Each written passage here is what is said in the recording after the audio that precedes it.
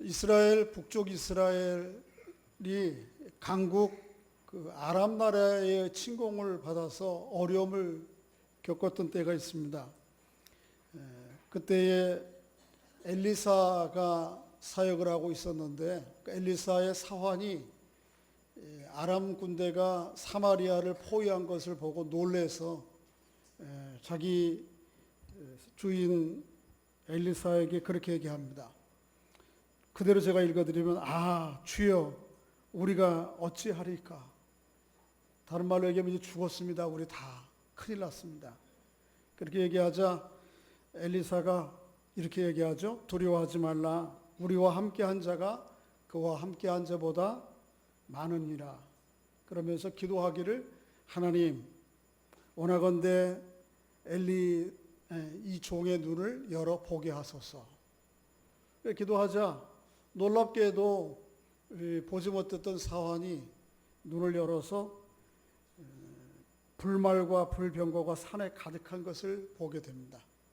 물론 그게 인위적으로 실제적으로 우리 눈에 보이게 된 건지 하나님께서 그 마음 가운데 하나님과 하나님의 군대가 그들과 함께 하고 있는 것을 그 마음 가운데 깨닫게 해주셨는지 정확한 내용은 알 수 없지만 분명한 것은 뭐냐 하면 우리는 때로는 눈앞에 일어나는 사건과 상황들만을 보고 거기에 매여서 때로는 절망하고 실망하거나 때로는 그게 좀 잘 될 때에는 그것 때문에 허영과 교만한 가운데 빠질 수가 있는데 믿음의 사람들은 눈앞에 이루어지는 표면적 현상 이면에 또 다른 어떤 손길과 일이 있다고 하는 것을 보게 된다고 하는 것이죠. 그것을 너무 신비적으로 이 눈에 뭐가 보인다 이렇게 생각하는 건 잘못이지만은 그래서 눈앞에 보이는 사건과 상황 이면에 하나님께서 이 사건과 상황을 통해서 일하시고 또 내 눈앞에 보이는 것은 이 핍박과 고난 어려움들이 내게 그저 무거운 짐이고 좌절하고 실망할 일인 것만 같은데 실제적으로 그 배후에서 하나님께서 또 다른 놀라운 일을 한다고 하시는 것을 보여주는 말씀입니다. 오늘 함께 읽은 말씀도 그런 이야기 가운데 하나입니다. 예루살렘 교회가 큰 핍박과 혼란에 처해졌습니다. 그래서 이 일 때문에 사람들이 사도들 이외에는 사방으로 다 도망갈 수밖에 없었어요. 이 핍박과 박해의 상황들을 보면 이게 큰일 났다. 그 때문에 좌절하고 낙심하고 슬퍼할 수밖에 없는데 사실은 그 배후에서 하나님께서 놀라운 일들을 또 진행시켜가고 있다고 하는 것을 오늘 말씀을 통해 깨닫게 됩니다. 오늘 우리가 본문에서 예루살렘 교회가 직면했던 것처럼 그 성도들이 직면했던 것처럼 그런 박해와 또 핍박의 상황 가운데 있지는 않습니다만은 그럼에도 불구하고 하나님의 말씀과 복음과 의를 가지고 붙들고 살아갈 때에 오는 여러 가지 문제들을 겪을 수가 있는데 우리가 그 문제 배후에서 하나님의 역사 어떻게 역사하시는지 하는 것들을 좀 볼 수 있으면 좋겠다 하는 생각이 듭니다. 오늘 말씀을 통해서 좀 한 가지씩 살펴보겠습니다. 첫째로 하나님께서는 이 박해와 핍박을 통해서 하나님의 사람들의 진면목이 드러나게 하십니다. 그리고 하나님의 일을 할 사람들을 또 준비시켜 가십니다. 여러분 그런 말이 있죠. 철광석이 있는데 철광석은 아주 거칠고 볼품없는 가치 없는 돌덩이에 불과해 보이죠. 그런데 그것을 풀무불에 놓고 재련을 하면 거기에서 뭐가 나오죠? 금이 나오죠. 그런 것처럼 핍박과 박해, 고난의 상황들은 때로 우리를 하나님의 참 사람답게 정금 같은 믿음의 사람으로 재련시켜 가는 것이죠. 그래서 이 핍박과 환난이 우리에게 낙심과 슬픔만 남기지 않아요. 그 가운데서 진정한 하나님의 사람의 진면목이 드러나게 하고 하나님의 사람으로 준비되고 구비된다라고 하는 것이죠. 오늘 본문에 그런 사람이 하나 등장하죠. 그분이 누구죠? 빌립 집사님이십니다. 한번 4절 읽어볼까요? 4절, 5절, 6절 시작. 그 흩어진 사람들이 두루 다니며 복음의 말씀을 전할세 빌립이 사마리아 성에 내려가 그리스도를 백성에게 전파하니 무리가 빌립의 말도 듣고 행하는 표적도 보고 한 마음으로 그가 하는 말을 따르더라. 한 절 더. 많은 사람에게 붙었던 더러운 귀신들이 그에게 소리를 지르며 나가고 또 많은 중풍병자와 못 걷는 사람들이 나으니 그 성에 큰 기쁨이 있더라. 보세요. 예루살렘 박해와 핍박 때문에 사방으로 사람들이 흩어져요. 사도들만 남아있어요. 사도들도 아마도 은밀하게 숨어 있을 거겠죠. 그죠? 근데 여기 오늘 본문의 주인공이 되고 있는 이 빌립이 사마리아로 나가게 됩니다. 숨어 도망가죠. 이 빌립이 누군지 아세요? 앞에서 바로 6장에서 예루살렘 교회가 구제 사역 때문에 어려움을 겪을 때 사도들이 7 집사님을 세우거든요. 그 7 집사님을 세울 때 그 중에 한 분이 빌립 집사님이에요. 예수님의 12 제자 가운데에도 빌립이 있는데 그 빌립이 아니에요. 사도 빌립이 아니고 집사님 빌립이에요. 만일 예루살렘 교회가 평안해서 아무 일이 없었다 하면 이 빌립 집사님은 예루살렘 교회에서 평안한 가운데 이 구제 사역을 하기에도 참 바빴을 것입니다. 예루살렘 교회는 당시 수천 명의 성도들이 갑자기 불어났고요. 그 가운데 상당수가 과부들, 고아, 어려운 사람들이 많았는데 그들에게 7명을 새로 뽑긴 했지만 이들이 구제 사역을 한다는 게 참 쉬운 문제는 아니었을 거란 말이에요. 그래서 이 구제 사역하기도 바쁜 이 빌립이 핍박으로 말미암아 오히려 그곳을 떠나게 되고 사마리아로 도망갑니다. 그래 도망가면서 도망만 가는 게 아니고 가서 뭐를 해요? 흩어지면서 복음을 전해요. 그리스도의 말씀을 전해요. 하나님의 나라를 전해요. 근데 놀랍게도 빌립 집사님이 전하는 이 복음 전파에 사마리아 성 전체가 다 뒤집어지는 것이에요. 그래서 오늘 읽은 말씀 끝에 보면 사마리아 그 성에 큰 기쁨이 있더라 그런 얘기를 하잖아요. 핍박이 없었다면 빌립 집사님은 그저 구제사역 열심히 하는 그런 정도였겠죠. 그러나 핍박으로 말미암아 사마리아로 나아가던 빌립이 하나님과 함께 하시는 자신과 함께 하시는 하나님을 의지하고 복음을 전할 때에 놀라운 일들이 그를 통해서 일어나는 거죠. 이렇게 핍박과 환난은 때로 하나님의 사람들, 감추어졌던 하나님의 사람들과 그 능력이 세상 가운데 드러나는 계기가 되기도 하는 것이죠. 오늘 본문에 보면 또 숨겨져 있는 한 사람이 준비되고 있습니다. 그분은 누구냐 하면 사울이에요. 자, 1절부터 4절까지 한번 읽어볼까요? 앞에 내용을 제가 해놨는데 앞을 읽읍시다. 앞에 시작. 사울은 그가 죽임을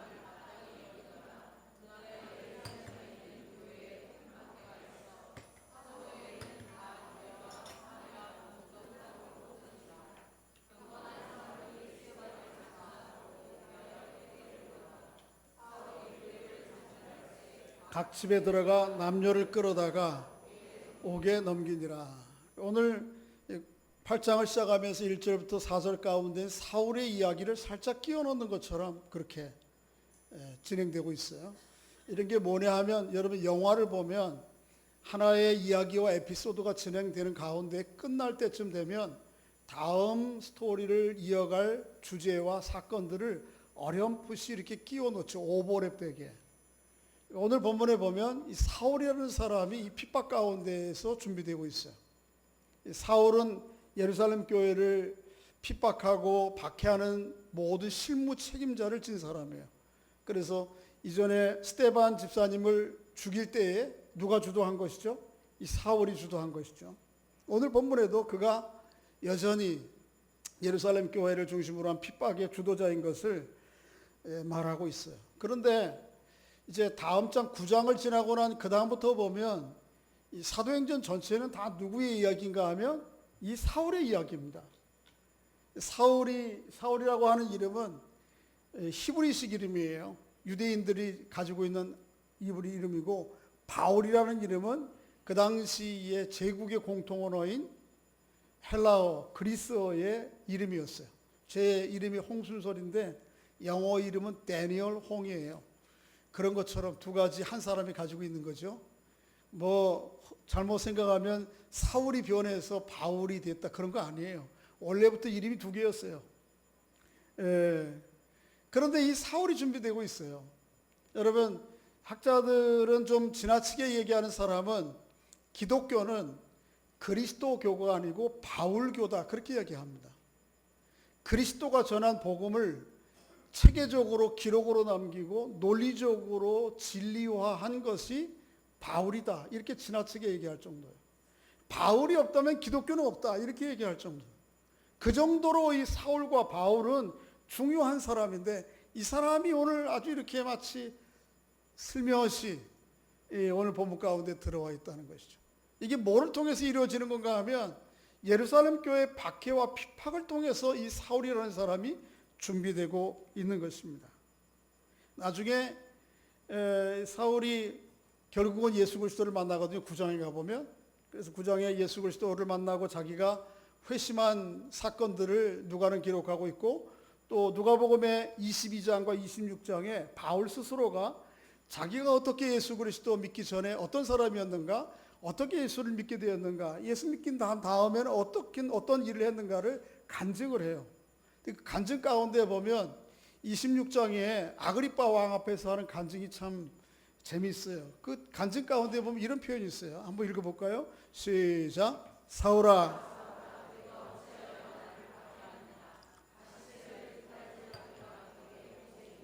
하나 주님께서 나타나셔서 담액색으로 예수 믿는 사람들을 잡으러 온 거예요. 사울이 지금 예루살렘만 아니고. 그런데 그 담액색을 가는 예수 믿는 사람을 잡으러 가는 이 사울을 하나님께서 굴복시키시죠.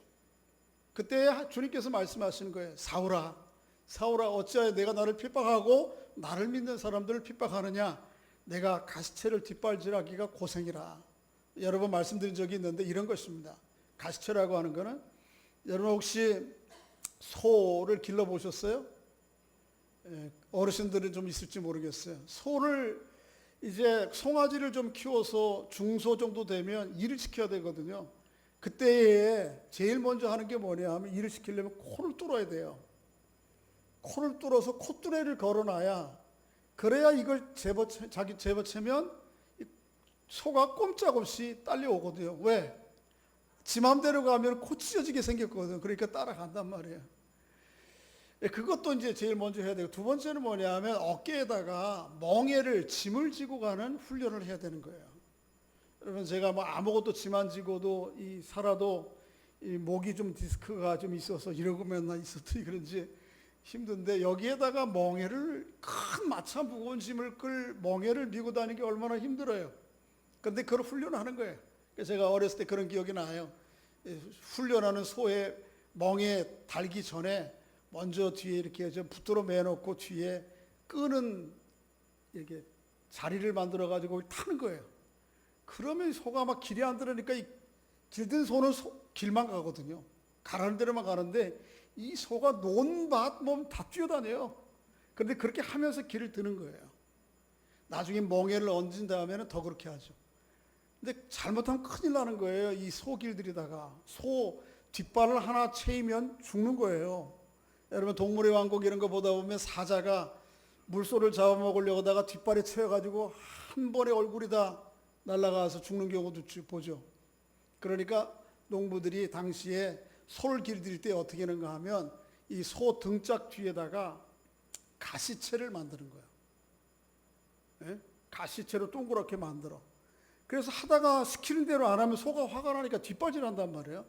뒤에 사람이 자꾸 뭐라 그러니까. 그래 뒷발질하면은 뭐에 찔려?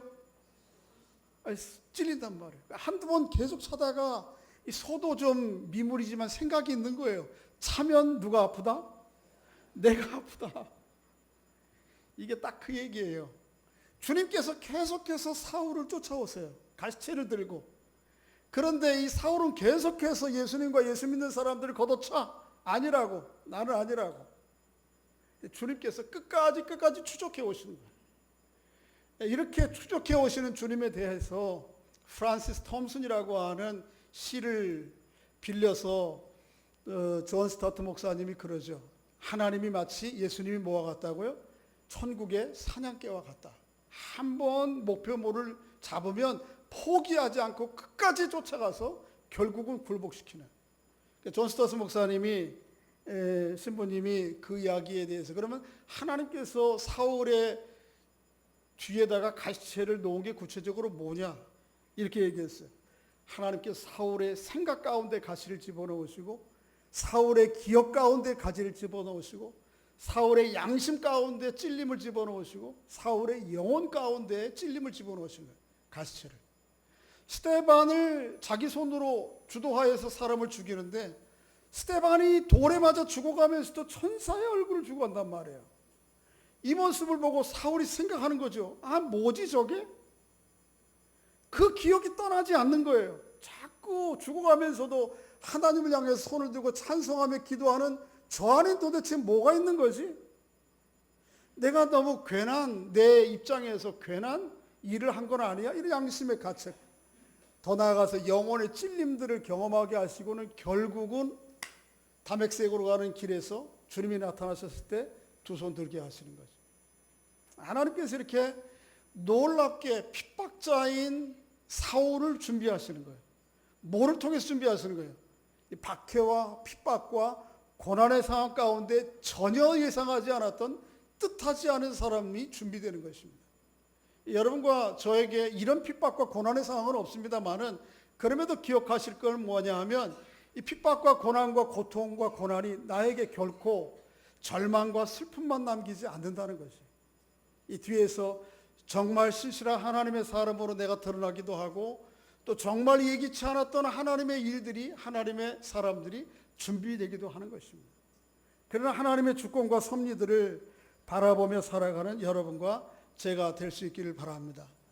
두 번째는요, 핍박과 박해는 스스로 갇혀있는 장애와 장벽들을 넘어서게 합니다. 이 핍박과 박해가 아니었다면 예루살렘에 모여있던 성도들이 사마리아와 땅끝으로 가기가 어려웠을 거예요. 그런데 예수님의 계획은 뭐죠? 이런 거였죠. 사도행전 1장 8절 한번 읽어볼까요? 시작. 오직 성령이 너에게 임하시면 너희가 권능을 받고 예루살렘과 온 유대와 사마리아와 땅끝까지 이르러 내 증인이 되리라. 이게 부활하시고 승천하시기 직전에 주님께서 제자들과 교회에 부탁하신 말씀이고 이게 주님의 계획이죠. 궁극적인 계획.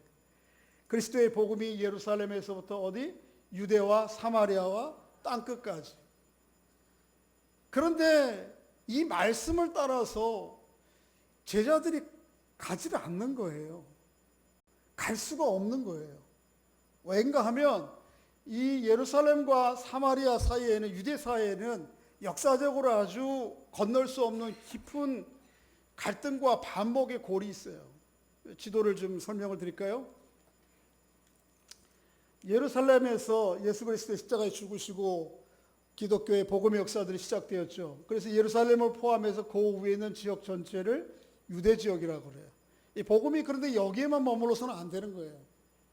이 유대인들이 주로 여기에 머물러 살았고 남쪽에 또 유대인들이 저 북쪽 갈릴리 호수 주변 여기에 모여 살았어요. 그리고 이 북쪽 갈릴리 지역과 남쪽 유대 사이의 중간에 있는 지역이 사마리아예요. 사마리아는 북쪽에 모여 사는 유대인들과 남쪽에 모여 사는 유대인들 사이에 샌드위치처럼 들어가 있는 거예요. 그런데 이 사마리아 사람들과 양쪽에 있는 유대인들 사이에는 아주 깊은 역사적인 반목이 있어요. 갈등이 있어요. 그게 뭔가 하면 이 사마리아에 BC 722년에 아수르 사람들이 쳐들어와서 이 사마리아 나라를 북쪽 이스라엘을 지배하고 난 다음에 사마리아에 쓸만한 많은 사람들을 아수르로 잡아갔어요. 그러니까 사마리아 사람이 비자, 지역이 비자, 아수르에 있는 5개 고을 전체를 집단 이주시켰어요. 그런데 그들이 올 때에 이 아수르라고 하는 이쪽 동쪽에 있는 지금의 바벨론, 이란, 이라크 지역의 바벨론 문명을 가지고 있던 사람들이거든요. 이 사람들이 들어올 때 몸만 오지 않은 거예요. 물론 들어와가지고도 처음에는 자기들끼리 통혼했지만 시간이 지나면서 사마리아 지역의 나머지 사람들과 함께 결혼해서 혼족이 되었어요. 혼족, 인종적으로. 또 그들이 인종적으로 혼족이 된 게 만이 아니고 그들이 가지고 온 신들을 다 섬기는 거예요. 그게 열왕기상 17장에 나와 있는데 한번 읽어볼까요? 시작. 이와 같이 그들이 여호와도 경외하고 또 하나님 어디로부터 옮겨왔는지 그 민족의 풍속대로 자기들의 신을 섬겼더라. 이주에 온 사람들이 그곳 사람들이 섬기는 하나님도 섬겼어요. 그런데 그것만 섬긴 게 아니고 그들이 가지고 온 자기 민족의 풍습대로 신을 섬기는 거예요. 하나님이 제일 싫어하는 게 뭐냐 하면 이거예요. 하나님도 섬기고 다른 신도 섬기는 거. 그런데 사마리아 사람들이 그런 지경에 있는 거죠. 그래서 유대인들이 다른 이방인들보다 더 이 사마리아 사람들을 싫어하는 거예요. 우리 일본하고 지금 우리 갈등이 심한데 그런 거죠. 일본 권력, 일본 제국도 싫지만 일제시대 때 일본 제국의 앞잡이 노릇하는 우리 동족들이 싫은 거예요. 더 싫은 거죠, 이건. 그런 거죠. 이 사람들이 그런 거예요, 유대인들이. 그래서 견디지를 못하는 것입니다. 그래서 사람들이 북쪽에 있는, 남쪽에 있는 유대 사람들이 북쪽에 있는 갈릴리로 왕래해야 되잖아요. 유대인들이니까 왕래를 할 때에는 이 가운데로 안 다니는 거예요. 이 사람들하고 상종하기도 싫은 거예요. 이 사람들 땅에 밟기도 싫은 거예요. 그러니까 어떻게 하는가 하면 이 요단강을 따라서 이렇게 쭉 우회해서 돌아와서 왔다 갔다 하는 거예요. 쳐다보지도 싫은 거예요, 그냥. 지금도 여전히 이런 구도들이 남아있어요. 그런데 예수님은 의도적으로 살아계실 때에 예수님이 여기 북쪽 갈릴리 출신이거든요. 그런데 주로 사역은 예루살렘에 많이 하셨는데 여기로 오가실 때에 다른 사람들처럼 이렇게 우회하지 않으셨어요. 의도적으로 여기를 통과해 가셨어요. 요한복음 4장에 보면 예수님께서 예루살렘에서 갈릴리로 가실 때에 사마리아 어디에 도착하죠? 수가성이라고 하는 곳에 한 여인을 만나죠. 복음을 전해요. 그 사건 이외에도 여러 번 예수님은 의도적으로 여기를 지나다니셔.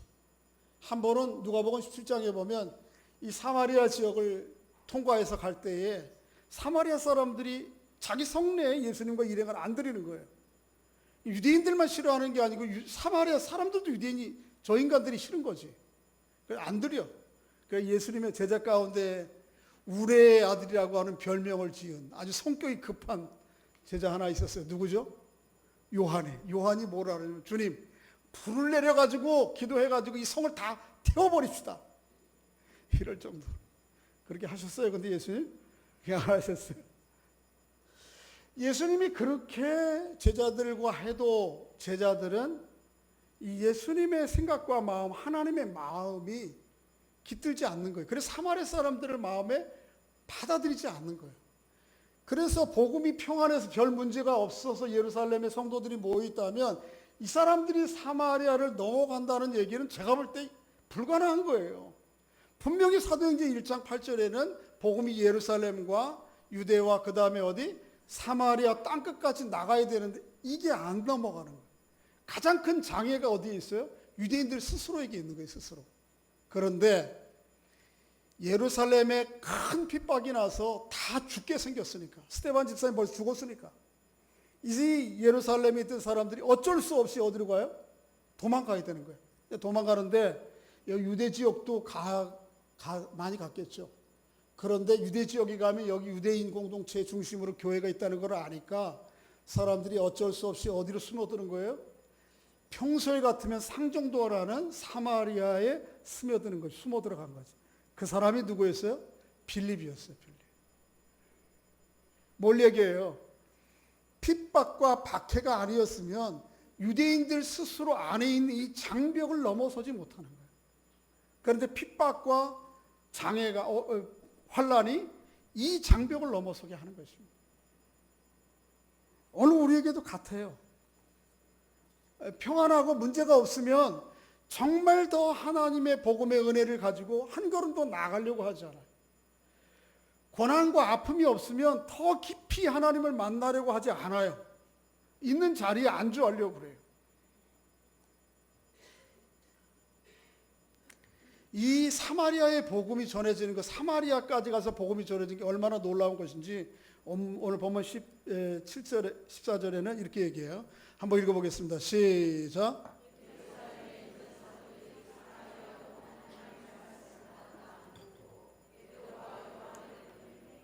예루살렘에 있는 교회 공식적인 지도자들, 공식 사절단이 가죠. 뭐 때문에? 사마리아 사람들이 뭘 믿었다? 복음을 받아들였다. 이게 너무 놀라운 일이에요. 있을 수 없는 일이 일어난 거거든 지금. 그러니까 누구를 보내요? 공식 사절단 대표 중에 대표. 누구? 베드로와 요한. 이 요한이 바로 이 사마리아를 다 불태워버립시다 이랬던 사람이에요. 이들이 공식적으로 사마리아에 내려와서 사마리아에 예수 믿고 신앙인들과 함께 교제하고 기도하는 가운데 하나님께서 성령의 충만한 은혜를 주시죠. 그리고 이들이 이제 다시 원래 예루살렘으로 돌아가죠. 그런데 놀랍게도 24절 한번 읽어볼까요? 이 오늘 본문 마지막 절인데 시작. 두 사도가 주의 말씀을 증언하여 말한 후 예루살렘으로 돌아갈 때에 사마리아인의 여러 마을에서 복음을 웬일이에요. 이 베드로와 요한 유대인들이 이전에는 저 요단강을 따라서 우회해서 다녔거나 어쩔 수 없이 사마리아를 통과해 가려면 가장 빨리 이 통과해 가를 길을 찾아서 사람들 대면하고 도망가듯이 왕래했을 건데 이 베드로와 요한이 뭐라고 그래요? 사마리아인의 여러 마을을 뭐 하면서? 복음을 전하면서. 이게 뭐예요? 핍박과 환난이 만든 하나님의 역사예요. 그러니까 핍박과 환난은 눈앞에 보이면 이게 고통스럽고 슬픔인 것 같지만 그 뒤에 하나님께서 놀라운 일을 하시는 거예요. 놀라운 일을 행하세요. 마지막으로 한 가지 더 살펴볼 것은 뭐냐 하면 핍박과 환난은 정말 하나님의 능력이 무엇인지를 체험하고 경험하게 해요. 우리 개인도 그렇지만 이 핍박과 환난을 통해서 정말 세상은 저 그리스도인들 안에 있는 하나님이 어떤 존재인지를 보게 돼요. 그 능력을 보여주는 대표적인 사건이 오늘 본문에 등장하는데 9절 이하에부터요. 9절부터 한번 읽어보겠습니다. 시작. 그 성에 시몬이라 하는 사람이 전부터 있어 마술을 행하여 사마리아 사람들을 놀라게 하며 자칭 큰 자라 하니 낮은 자로부터 높은 사람까지 다 따르며 이르되 이 사람은 크다 일컫는 하나님의 능력이라 하더라. 오랫동안 그 마술에 놀랐으므로 그들이 따랐더니 빌립이 하나님의 나라와 및 예수 그리스도의 이름에 관하여 전도함을 그들이 믿고 남녀가 다 세례를 받으니 시몬도 믿고 세례를 받은 후에 전심으로 빌립을 따라다니며 그 나타나는 표적과 그 능력을 보고 놀라니라. 보세요. 원래 사마리아에 복음을 전하기 전에 시몬이라는 사람이 있었어요. 이 시몬은 누구예요? 8절 보면 시몬이라는 사람이 있어 전부터 뭐를 해? 마술. 이 마술이라고, 우리나라에 마술 잘하는 사람 누구죠? 은결? 이은결? 그런 사람을 눈속임 하는 마술이 아니고 여기는 주술적 능력을 행하는 사람이에요. 다른 말로 하면 무당이에요, 무당. 주술적 능력을 가지고 그 사람의 마음의 상태를 확인하거나 문제를 해결해 주는 일종의 무당이에요. 근데 이 사람이 얼마나 능력이 있었던지 큰 자부터 작은 자까지 다 놀래 그를 추종해요. 그런데 이 사람이 쓰는 도구가 뭐냐 하면 뭐예요? 마술이에요. 주술적 능력이에요. 그런데 이가 누구를 믿어요? 예수를 믿고 빌립을 따라다니는 거예요. 이게 어떻게 가능해요? 이 핍박과 환난의 결과예요. 여기서 좀 한 가지 좀 짚고 넘어가야 될 것이 있습니다. 여러분, 이 빌립이 사용한 이 마술이라고 하는 더 이면에는 뭘 가지고 사람들을 이렇게 사로잡는 건가 하면 9절부터 10절에 보면 그 내용이 나오는데 한번 다시 한번 읽어볼까요? 시작. 그 성에 시몬이라는 사람이 전부터 있어 마술을 행하여 사마리아 사람들을 놀라게 하며 자칭 큰 자라 하더니 낮은 자부터 높은 사람까지 다 따르며 이르되 이 사람은 크다 일컫는 하나님의 능력이라 오랫동안 그 마술에 놀랐으며. 보세요. 사람들을 놀래게 하는 거예요. 더 다른 구체적으로 얘기하면 사람들을 두려움과 불안의 마음에 기초해서 사람의 마음을 주도해 가는 거예요. 저를 보세요. 예수 믿는 것을 때로 이렇게 생각하기 쉬워요. 두려움과 불안의 근거에서 예수 믿기 쉬워요. 내가 오늘 뭐 좀 하나님의 뜻대로 안 하면 그냥 안 내버려 두실 거야. 다리몽생이 주일날 안 지키면 뭐 이런 거. 근데 사실은 이게 다 뭐냐 하면 무당이 하는 짓이에요. 여러분, 무당, 의외로 예수 믿는 사람들 중에, 교회 다니는 사람들 중에 몇 번씩 거기 가는 사람들이 있다고 그래요. 그게 아니더라도 뭐 여기 저기 큰 쇼핑몰 앞에 가면 요즘 대부분 다 있어요. 그 사람이 뭐라 그러죠? 우리 뭐 아는 지인 최근에 얘기 들었는데 어떤 할머니가 찾아와서 그랬대요. 물 한 잔 주실래요? 그래서 물 한 잔 먹고 났더니 여기 이 집에 큰 무슨 우사가 있는데 큰 어려움이 있는 것 같은데요. 그래서 그분이 가요 나 예수 믿는 사람 필요 없어요. 알아차리고 그랬다 그래요. 여러분, 얼굴이 좀 어두워요. 문제가 있어요. 자, 제가 그렇게 얘기하면 문제가 없는 분 손 들어봐요. 문제 없는 사람 아무도 없어요. 그것 때문에 근심 걱정하는 사람 없어요. 아무 문제가 없어도 내일과 미래를 염려하는 사람이 아무도 없어요. 야, 내가 별일 없어야 되는데 9988 234 해야 되는데 그 걱정 다 하고 있고, 연금 들어오는 것도 없는데 어쩌나 100세까지 120살까지 살아야 된다 그러는데 벌써 은퇴를 했는데 50년 살아야 되는데 걱정 근심 없는 사람 아무도 없어요. 그러니까 딱 폼 잡고 제가 좀 얼굴 마스크 하고 나서 알아보실래요? 마음 있어요? 아니, 억지로 할 필요 없어요. 싫으시면 가세요. 이렇게 접근하는 거예요. 그래서 두려움과 불안함 가운데 근거해서 사람들을 조종하는 거예요. 이게 시몬이 하는 일이에요.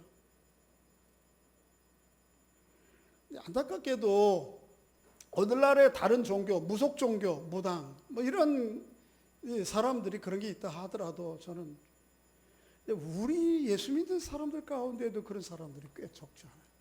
제가 오늘 설교와 다음 주 설교를 하려고 유튜브에 이런 뭐 좀 비슷한 관점에서 사역하는 분들이 어떻게 하느냐 유튜브를 좀 봤어요. 한 뭐 10분, 15분, 몇 분짜리 보다가 한 2, 3분을 못 넘기겠어요. 그래서 덮어, 못 보겠다 도저히. 또 그래도 또 어떻게 보다가 뭐 이런 짓을 하고 있어. 사도 바울이요, 복음을 전하다가 결국은 나중에 어디까지 하면 그리스의 아테네까지 갑니다. 그리스 아테네에 갔더니 그 아테네 사람들이 아주 종교성이 득심한 거예요. 그래서 사도 바울이 17장에 보면 그렇게 얘기해요. 너희를 보니 참 종교성이 많다. 그 중에 대표적인 한 예를 들거든요. 그리스 사람들이 우리가 지금 얘기하는 그리스 로마의 신화에 나오는 신들을 다 섬기는 거예요. 그게 얼마나 많아요. 그러니까 하여튼 뭐 크다 하는 걸 다 섬기는 거예요. 해, 달, 별, 바람 뭐 모든 거 다 섬겨. 물신. 그런데 바울이 지나다니다 보니까 제단 하나가 있는데 제단이 이름이 하나 써 있어요. 그 제단이 뭐냐 하면 이름을 알 수 없는 신제단이야. 그래, 이름은 대강 알잖아. 해신, 달신, 물신 다 그들을 잘 섬겨. 그래서 그들이 우리에게 노하지 않게 그래야 우사가 없을 거 아니에요. 그런데 내가 기억하지 못하는 신도 있을 수 있다는 거지. 내가 기억하지 못하고 이름을 알지 못하는 신이 나에게 노하면 어떻게? 암 걸리는데 그에게라도 이름을 알지 못하지만 거기에라도 절하기 위해서 제단을 만들어 놓고 섬기는 거예요. 이게 뭘 얘기해요? 그리스 아테네 사람들 얘기만 아니에요. 모든 세상 사람들의 문제예요. 인간들 안에는 이게 종교성이라고 그래요. 하나님이 원래 그렇게 만드셨어요. 원래 그 자리는 누구의 자리인가 하면 하나님의 자리예요. 하나님이 그 자리에 들기 전에는 온갖 것을 가지고 그 안에 채우려고 그래요. 그 자리에 두려고 그러는 거예요. 이 종교성을 가지고 장사하는 사람이 누구냐 하면 지금 시몬이에요. 그런데 오늘날도 때로는 종종 보면 뭐 하나님을 모르는 사람, 하나님의 이름을 이름 가지고 들먹이지 않는 사람들은 그럴 수 있다고 생각해도, 예수 믿으면서도 신앙생활 하나님 믿으면서도 이름만 하나님 바꿔놨지 내용은 똑같이 시몬과 같은 무당짓을 하는 사람들이 적지 않다는 거예요. 그래서 제가 유튜브를 보면 거기에 명백히 주어진 하나님의 말씀, 여러분과 제가 신학 공부도 하고 공부도 했지만 이 하나님의 말씀이 얼마나 좀 도달했습니까? 아브라함의 셀의 표현들을 얘기하면 근처도 가보지 못한 거예요. 우리는 지금 이 성경은 인류에 주어진 이래 지금까지 이 성경에 담겨져 있는 하나님의 마음의 깊이와 의미에 다가간 사람이 한 번도 없을 정도로, 그래서 아브라함의 셀이 한 번도 읽혀본 책이 아니라고요. 이렇게 명백히 주어진 하나님의 말씀은 있는데 이건 내버려 두고, 제가 그런 집회하는 동영상을 볼 때마다 성경을 한 절 읽기는 읽어요. 그리고는 끝이야. 그리고 무슨 영성한다, 축사한다, 예언한다, 마음을 꿰뚫어 본다, 분별한다. 더 이상 성경이 하나님의 말씀이 필요 없는 종교예요. 거기에는.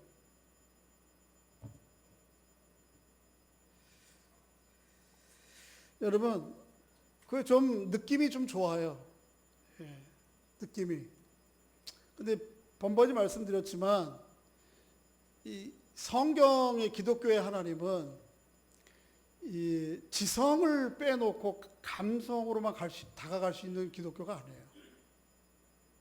이 말은 예수 믿지 않는 사람에게뿐만 아니고 기독교 영역 밖에뿐만 아니고 우리 영역에도 다 통하는 말이 뭐냐 하면, 지성이 떠난 감정은 악마가 되는 거예요. 다시 한번 기억하세요. 지성이 떠난 감정은 악마가 되는 거예요. 이거는 우리의 신앙 영역에도 동일해요. 하나님이 우리에게 명백히 주신 최고의 선물인 이성을 가지고, 또 분명하게 수많은 하나님의 사람들을 통해 주신 기록의 말씀의 의미와 원리와 진리가 무엇인지를 헤아려 보지 않고 한마디 덮어놓고 직접 하나님과 통하겠다고요? 어디로 갈지 뻔한 거죠. 속지 마세요.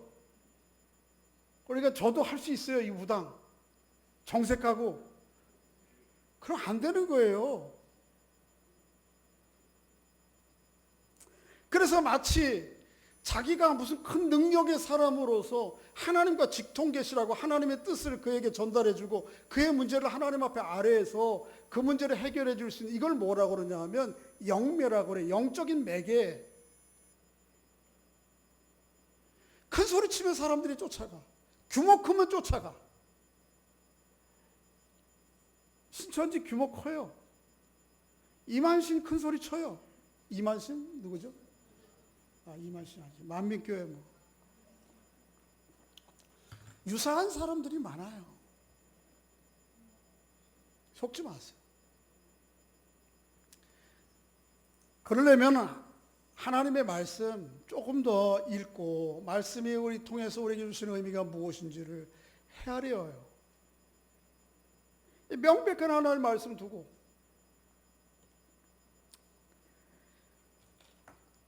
시몬이요 나중에는 어떤 일을 하냐 하면 이런 일을 해요. 자, 한번 보세요. 몇 절인가요?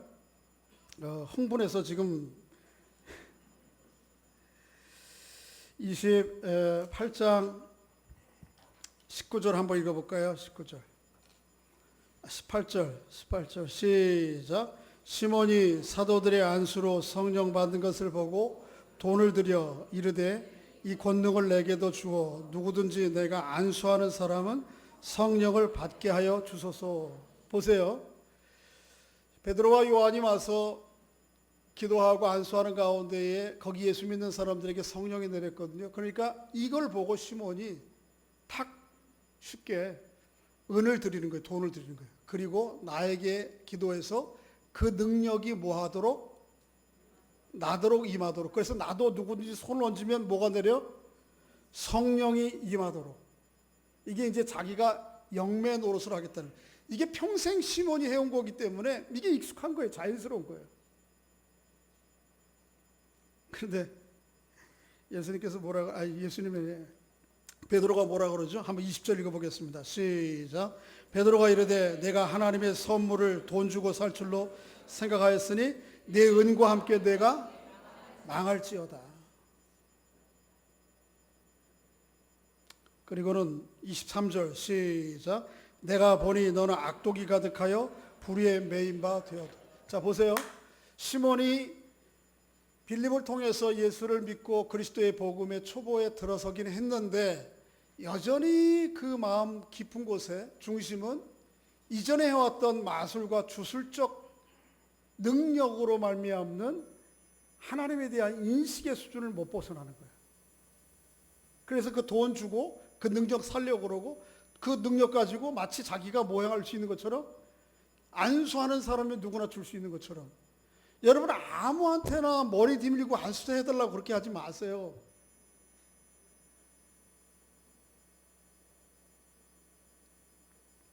큰일 난다니까요. 큰일 나. 그런 거 아니에요. 여러분 성령이 어떤 분이에요? 성령은 여기 성령을 내가 주고 받을 수 있는 것처럼 내게 능력이 있는 것처럼 그렇게 영매로 착각하는 것이 큰 하나님 앞에 심판받을 일이에요. 오늘날 그런 사람들이 꽤 많아요. 적지 않아. 또 성령을 마치 어떤 물질이 활동하는 것처럼 주고받을 수 있는 거예요. 성령 받으라 그러면 그냥 다 쓰러지고. 왜 안 쓰러져요? 제가 능력이 없군요. 그걸 물활론적 성령이라고 그래요. 그렇게 생각하고 그렇게 또 따라다니는 사람도 있어요. 보세요. 그렇지 않아요. 성령은 누구죠? 하나님의 영이에요. 인격을 가지신 하나님의 영이에요. 자, 쉽게 한번 예를 들을게요. 여러분, 어린아이 말고 그래도 한 인격으로 온전히 성장된 장성한 성인을 내 마음과 의도대로 이렇게 저렇게 좌우할 수 있어요, 없어요? 없어요. 병약해서 요즘 신문에 나오는 것처럼 완전히 뭔가 매여가지고 어쩔 수 없이 끌려다니는 약한 사람들은 좌지우지할 수 있지만 안 돼요. 우리 집에도 애가 둘이 있는데 어렸을 때는 그래도 뭐 이렇게 해라 저렇게 해라 말 듣는데 지금은 컸다고 안 들어요. 일이 좀 원래 왜 가요? 가세요. 여러분 연약한 인간도 내 마음대로 인격으로 좌우할 수 없는 게 인간의 능력이에요. 그런데 어떻게 그 하나님을 좌우하고 주고받을 수 있다고 생각하냐고요. 그런 교만함이 어디 있어요. 하나님은 성령은 그럴 수 있는 분이 아니에요. 그저 그 하나님의 크신 하나님 앞에 내가 조금이라도 좀 붙어 있는 것일 뿐이지 어떻게 내가 하나님을 주고받아요. 오늘 본문 전적으로 그런 하나님의 성령을 보여주는 한마디 말이 있어요. 20절이에요. 20절. 시작. 베드로가 이르되 내가 하나님의 선물을 돈 주고 살 줄로 생각하였으니 내 은과 함께 내가 성령은 하나님이 주시는 선물이에요. 이 선물은 달래면 무조건 주는 겁니까? 누구의 주권에 달려 있는 거예요? 주는 사람의 주권에 달려 있는 거예요. 그러니까 성령의 역사에 대해서 민감하고 성령의 역사에 대해서 사모하는 것은 좋은데 이 성령의 역사를 너무 우습게 생각하면 안 돼요. 겸손하게 성령의 일하심을 생각해야 되는 거예요. 여러분 그러니까 주변에서 어떤 대단한 능력이 있어 힘이 있다 이렇게 해도 또 가시는 분들이 계시더라고. 가지 마세요. 제발 좀. 자, 시몬의 회심의 이야기와 또 그 이후에 이루어지는 사건들을 통해서 우리가 확인하게 되는 건 뭐죠? 정말 하나님의 능력이 이들 안에 실제로 나타난다는 거예요. 결국 하나님께서 베드로와 요한을 통해서 시몬에게 회개할 기회를 주세요. 처음에는 아주 엄히 경고하죠. 네가 이 은과 함께 뭐 할지어다? 망할지어다. 죽어버리라. 이렇게. 망하다. 여러분 그 영어에 성직 매매라고 하는 게 있어요. 그런 단어가. 그게 여기 이 시몬이 이름에서 나왔어요. 사이몬이. 이게. 시몬이 돈을 가지고 성직을 능력을 매수하려고 했던 것에서 나온 말이 성직 매매. 오늘 교회가 그런 영적인 사역만 하는 것뿐만 아니고 이런 영적인 내적인 능력 이외에도 성직을 이 돈 가지고 장로 되려면 그래도 몇 천만 원 좀 내놔야 되는 거 아니에요? 장로님들 좀 옆으로 갔고요. 중요한 건 뭐죠? 여러분, 박해와 핍박이 결코 우리에게 고통과 슬픔만 남기지 않는다는 거예요. 이 박해와 슬픔 가운데 진정 뭐가 나타나요? 살아계신 하나님의 능력이 나타나요. 어떤 게 진짜 하나님인지. 시편 97편에 보면 시편은 그렇게 얘기해요. 여호와여 온 땅 위에 지존하시고 여호와는 온 모든 신들을 위해 뛰어나신 분이다. 물론 이 세상에 이 보이는 세계만이 아니고 영적인 세계가 있잖아요. 하나님 이외에도 다른 신들이 있단 말이에요. 귀신도 있고. 그런데 이 하나님은 어떤 분이에요? 그런 모든 신들을 위해 뛰어나신 분이다. 디모데전서 6장 15절에서 다윗은 이렇게 얘기해요. 하나님은 복되시고 유일하신 주권자시며 만왕의 왕이시며 만주의 주시다. 세상에 신은 누구밖에 없어요? 하나님밖에 없다고 그렇게. 이게 뭘 얘기하는 거예요? 진짜 세상에 다른 신이 없다는 그 얘기가 아니에요. 그런 영적인 존재들이 세상에 있어. 그런데 그 영적인 존재들과 하나님과는 너무 비교가 안 되고 크기 때문에 오로지 유일하신 신은 누구밖에 없다? 하나님밖에 없다라고 표현할 수밖에 없는 그런 정도로 크신 하나님이라는 거예요. 여러분과 제가 믿고 따르는 섬기는 하나님이 그런 하나님이에요. 이게 뭐를 통해서 드러나요? 때로는 형통할 때 이런 일이 사실 잘 안 나타나. 핍박과 고난과 박해 상황 가운데에서 정말 살아계신 하나님이 어떤 존재인지를 경험하게 돼요. 여러분과 제가 세상에. 자, 이제 말씀 맺겠습니다. 여러분, 핍박과 박해는 결코 슬픔과 고통과 절망만 남기지 않습니다. 그 이면에 하나님이 놀랍게 이런 일들을 하세요. 하나님의 사람의 진면목이 드러나게 하고 뜻하지 않았던 사람이 드러나서 하나님의 일을 이어가시게 하시고 또 스스로 넘을 수 없는 장벽들을 넘어서게 하시고 하나님의 경험하지 못했던 능력들을 체험하고 그것을 가지고 세상 가운데 복음을 증거하게 되는 도구와 기회가 되기도 하세요. 이 눈에 보이는 이면에서 역사하시는 하나님을 믿음의 눈을 열어보고 그 주님을 신뢰하고 그 주님과 동행하는 여러분과 제가 될 수 있기를 바랍니다. 물론 우리가 예루살렘 교회처럼 이렇게 교회 전체가 아주 극심한 고통의 핍박의 상황 가운데 놓여지진 않아요. 그러나 그럼에도 불구하고 우리가 하나님의 나라와 의로우심을 붙들고 살아갈 때 겪게 되는 어려움과 저항과 고통을 직면할 수 있어요. 꼭 그게 아니더라도 여러분과 제가 주어진 자리에서 가정에서 왜 부모가 그렇게 애들 때문에 속속여야 됩니까? 아버지 돼 보니까 이게 아버지 된 게 엄마 된 게 부모 된 게 무슨 죄인가? 아니, 그런데 거기에도 분명한 아름다운 왜 하나님이 이러십니까? 왜 직장에서는 때로 하나님의 말씀과 뜻대로 살아가려고 하다 보면 왜 쓸데없는 세상이 그렇게 호의적이지 않으니까 때로는 외로움 가운데 소외되고 왜 이런 일을 겪어야 됩니까? 그래서 때로는 낙심이 되고 절망이 되죠. 그러나 결코 그것만이 아니에요. 하나님이 그 이면에서 놀라운 선한 열매들이 또 그것을 통해서 이루어진다는 사실을 여러분 기억하셔야 돼요. 예수님께서 마태복음 5장에 그렇게 말씀하셨어요. 한번 읽어보겠습니다. 시작.